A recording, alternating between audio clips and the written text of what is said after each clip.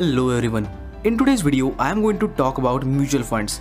From where can you get mutual funds, the eligibility for it, why you should invest in them, the major types of mutual funds and many more. So sit back and enjoy the video. Firstly, I would like to tell you that you do not need a demat account for investing in mutual funds. You can directly contact the mutual fund company and you can invest in it.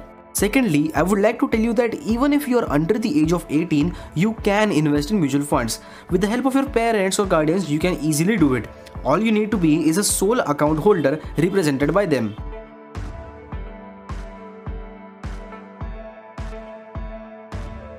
So let's start with the major types of mutual funds. Number 1. Equity funds. They invest in shares of different companies. They try to offer great returns by investing in different sectors, so therefore you have diversified your portfolio. There is an amount of risk associated with these since their performance depends upon various market conditions. Number 2. Debt funds. They invest in treasury bills, commercial papers, corporate bonds, etc. Since these have pre-decided maturity date and interest rate, they are considered to be a low-risk investment option, since the returns are usually not affected by fluctuations in the market. Number 3. Gold funds. As the name suggests, they invest in gold reserves. They invest in stocks of gold producing companies, stocks of mining companies, or directly in physical gold. It's good because you can invest in a commodity without actually owning its physical form. Number 4. Foreign equity funds.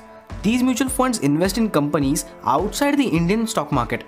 Through them, you can diversify your portfolio geographically. They might have more risk, but the chance of returns are higher too. Number 5. Tax saving funds, also known as ELSS or Equity Linked Savings Scheme. They invest in equity and equity related securities of companies.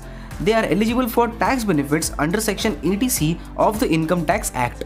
You can save up to 1.5 lakh rupees per year by investing in them. Now I'm going to tell you 3 major reasons why you should invest in mutual funds. Number 1, you can have a diversified portfolio even if you don't have a lot of time to study the markets. Number 2, you can choose the mutual fund that is best for you since there is a variety of it. And number 3, you can start investing with a minimum amount of 500, or if you have larger amount, then you can invest in a mutual fund too.